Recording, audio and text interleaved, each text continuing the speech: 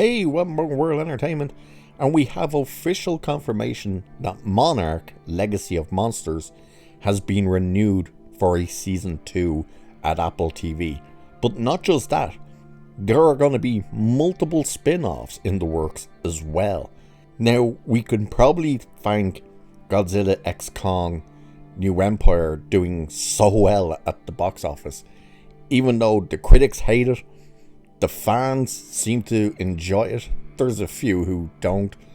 I think a lot of the other YouTubers and stuff who don't like it, they're still kind of hung up on Godzilla -1, which makes sense. You know, it is funny that these two were released pretty so much close to each other.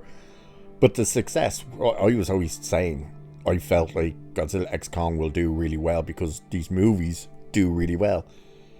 And that seems to have given the confidence to greenlight season 2.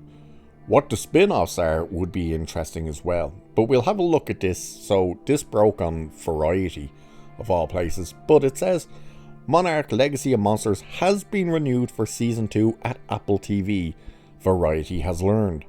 In addition, Apple has struck a deal with Legendary Entertainment to develop multiple spin-off series set in the so-called Monsterverse.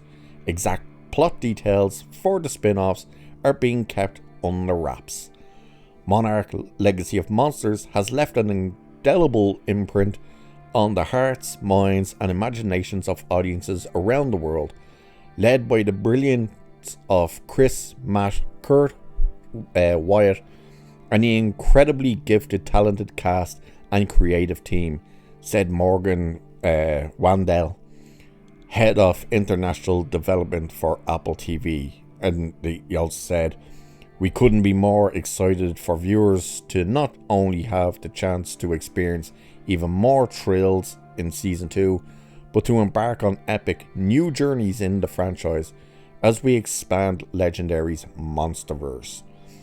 And of course, if you're regular to the channel or you've been subscribed for quite a while, you'll know that I did the full review episode by episode for Monarch season 1. I enjoyed it. There was a few hiccups in a few of the episodes, you know, some of them were a bit a couple of the characters were a bit letdowns. Kurt Russell was the standout in it, as was his son Wyatt. They both played the same characters in different time periods.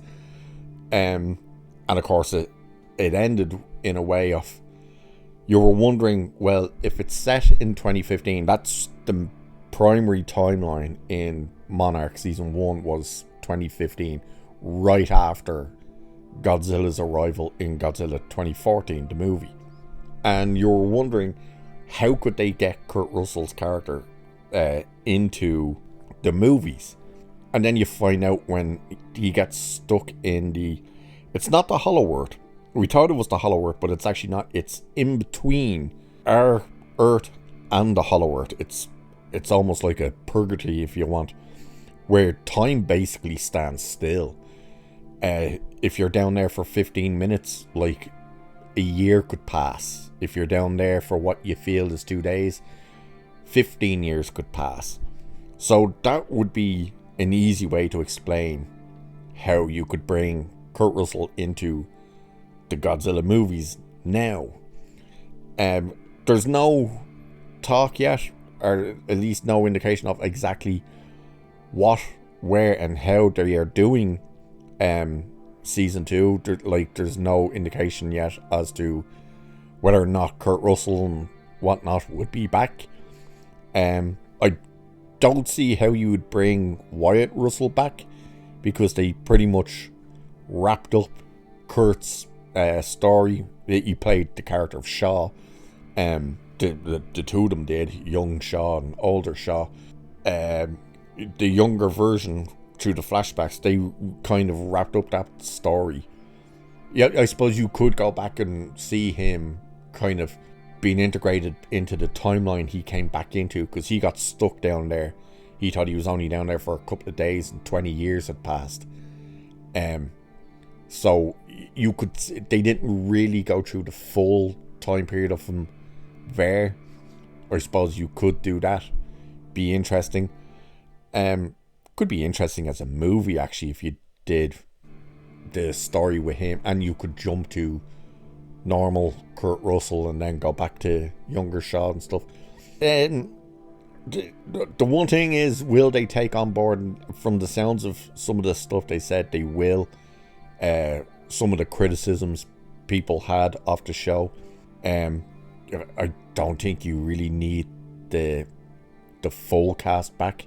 Some of them, yeah, because the main characters, I can't actually remember the characters' names now other than Kurt Russell's character, but the Asian girl and the black girl, the Asian girl and her brother, their story was mainly them trying to search for their father, and they did finish that out, so where you go from there, you don't know.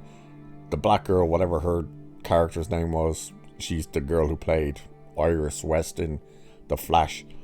She was the worst part of the show. She was the only thing I truly did not like about the show. She was terrible. Terrible character.